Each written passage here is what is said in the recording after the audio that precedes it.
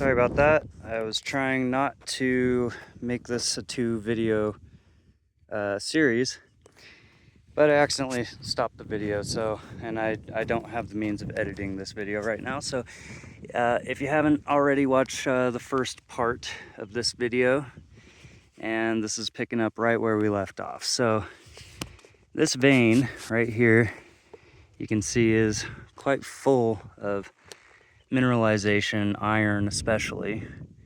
There's these kind of limonite, rusty, golden brown colors to red.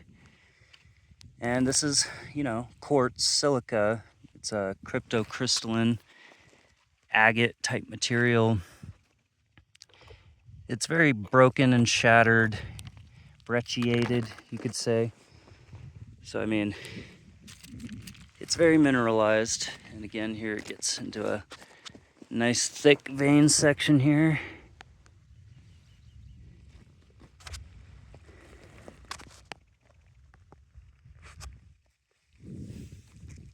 And again, this vein follows all the way up the hill here. So it's going right here, something like that. But you can also see, maybe, I hope, how there's like striations of this dark colored earthen material, such as right here and here. And the veins are occurring in these dark streaks. So obviously there was some kind of fissure system that came up right here. Now we're getting into the good section of the vein here, where the material is a little more high quality. It's more cryptocrystalline. You can see some more like pinks and reds and tight banding. That's actually really beautiful right there. And this here. So, and then this moss agate, it's really hard to give it justice in pictures. You almost have to look at it under a loupe to really see how fine the details are. It's really beautiful stuff. A lot of it is mostly this yellow, but that is a moss agate. I found little bits of green and red and different colors. Now here, a very thick band of this yellow moss agate. It's more like a jasp agate, as they'd call it, or a jasper agate, up in these more solid sections, but it turns into like a banded agate in certain spots. But pretty interesting stuff. And this capstone here is silicated. I can see little clear windows of agate, or chalcedony, but I don't see a lot of color in it. But it is silicated, and I would imagine that underneath there might be another contact zone of silicated material, possibly with a heavy concentration of iron and things like that. And we can see actually from this perspective right here that this vein is sitting at a slight angle. I would say about 30 degrees, something like that. So it's got a slight dip to it, which makes me think a number of things could have happened here. Either that the fissure system was coming in at an incline, or more probable is that this is actually this is showing us that the area has block faulted, so that there was some kind of shifting from, say either a 90-degree angle or a 180-degree angle, but it's shifted to the current angle that it's at.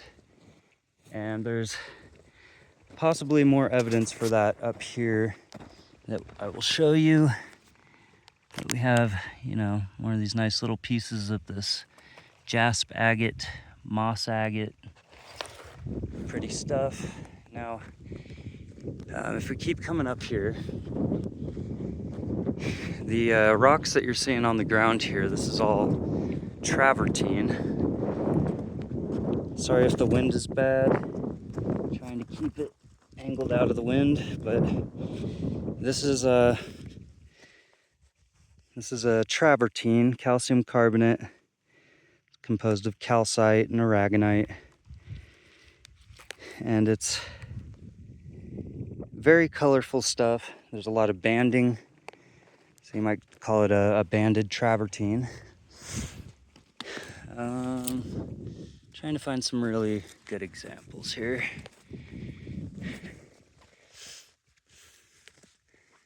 There are some beautiful pieces out here. Here, like this one. This has some nice banding to it and a lot of different colors, from, you know, this peach pink to purple and gold and white.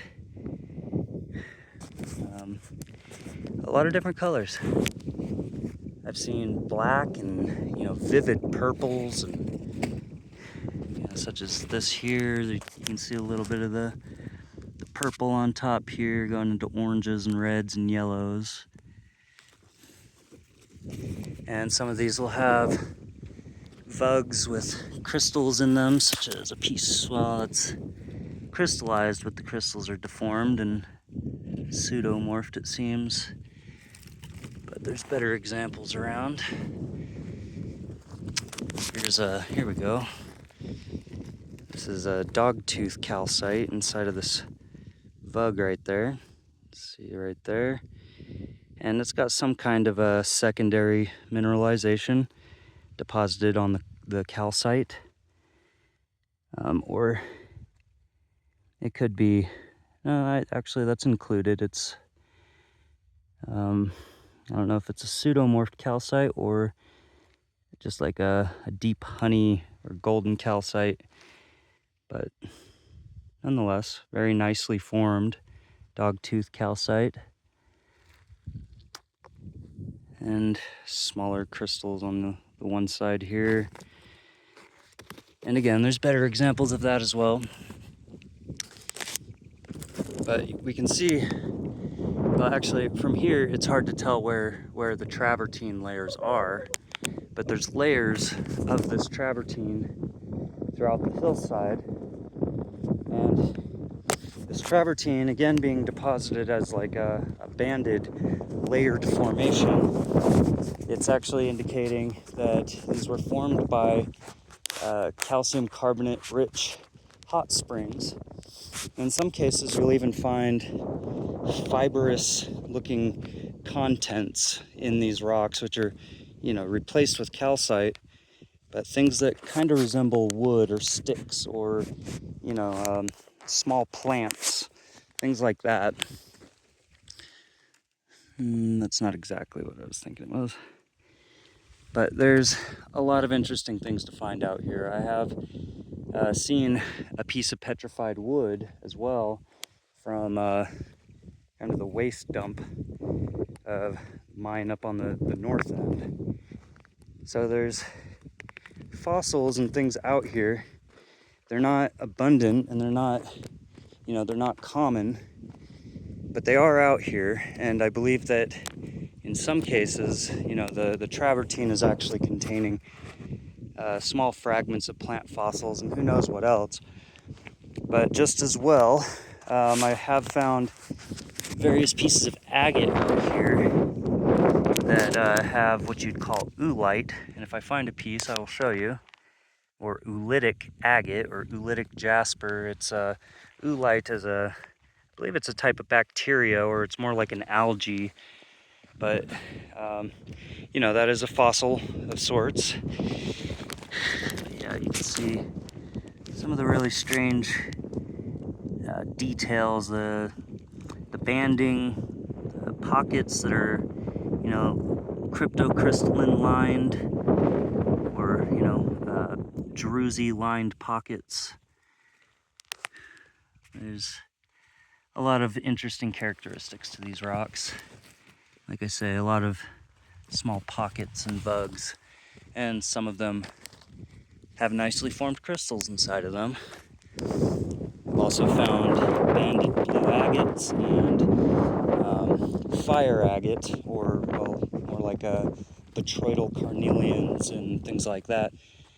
There's quite a variety of different rocks that it can be found right in this area. So it's really an interesting place. The geology is, the geological history is fascinating. I mean, I'm not sure that I have my story completely 100% straight on how these mounds came to be, but my understanding of it is that there was essentially the Sevier orogeny, which is a term for an event that took place which formed the Wasatch Plateau, which you can see in the distance there. It is raining pretty hard up there. So the Wasatch Plateau was created as a result of the Sevier orogeny. And see, right where we're at is the Sevier Valley in Sevier County, Utah. To the far south end of the valley is Sevier Canyon, and you can see some very interesting geological formations in that area.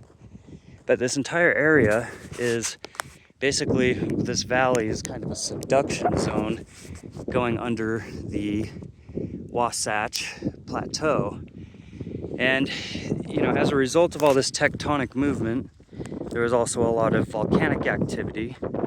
And there's volcanic, hot springs even still to this day that are in and around this valley, such as the Monroe Hot Springs and the Meadow Hot Springs, the Baker Hot Springs, not too terribly far away. And we're also in between two major volcanic events, one being the Cedar Springs caldera, which is allegedly a supervolcano that was 4 times the size of Yellowstone, if you can believe that. 120 miles in diameter, stretches essentially from the other side of this range right here. This is the Pashant Range, and just on the opposite side you have the Sevier Desert.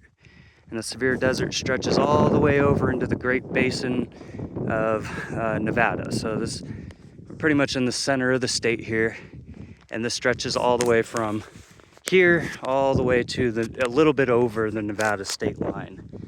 So if that gives you some kind of perspective on how big of a volcanic super volcano that we're talking about here. And then on the other side of the Wasatch Plateau, you have, sorry about the wind, you have the San Rafael Swell, which was another major volcanic uplift that occurred as a result of the Sevier and possibly the Laramide orogeny. So 2 major land building events that squeezed all this rock in the middle of the Utah desert, which at the time was actually a major inland ocean called the Western Interior Seaway, and that went all the way from the Gulf of Mexico all the way to the Arctic Ocean. So it was a major inland ocean about 40 to 60 million years ago during the Cretaceous period.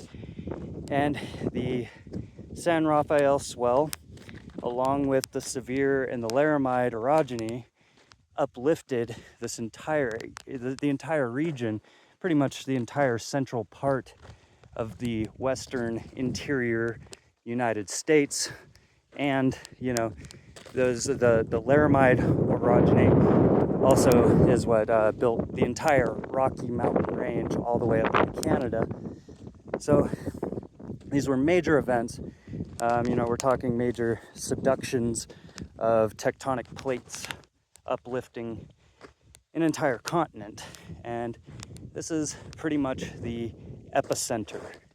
Okay, so if you can imagine all that going on between about 60 and 40 million years ago. All this was happening all at once, more or less. Well, not all of that. I'm not sure when the Cedar Springs volcano collapsed, but it all seems like it happened in a relatively short time frame, 20 to 30 million year time frame. And this area right here kind of sat at the heart of all of that activity. And so these red mounds, what's also interesting to note is, as this western interior seaway receded, it left behind Lake Bonneville, which is now today receded down to what we call the Great Salt Lake, or Great Salt Lake. And this is part of an extension of, the flood basin that would have been Lake Bonneville. So underneath the soil here, underneath all this bentonite, and in some cases it's more than a mile down, but there is a thick salt deposit, which I've heard is thousands of feet thick, and it's pretty much solid salt.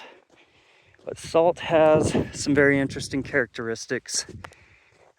It tends to move and buckle, and it becomes fluid at times and then recrystallizes, and it does a lot of interesting things. So when you're talking about a massive salt deposit like this, generally those salt deposits actually tend to create like a dome, and they kind of uplift themselves. But at the same time, this area is riddled with fault lines, many of which are still active to this day. They don't move much, but they move just enough to be recorded in some cases, not that you're going to feel it, but they can be recorded. And there's been a lot of seismic testing in this area. There's many major fault lines in the vicinity, such as the Wasatch Anticline, right over on the ridge of the mountain there.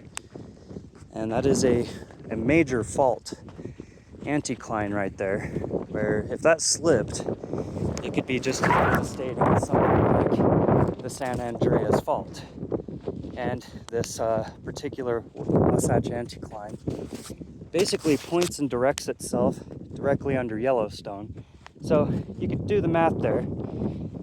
If you have a major fault pointing into a supervolcano that is slipping in a north to south direction, you're essentially feeding the supervolcano. You're putting it under higher levels of pressure.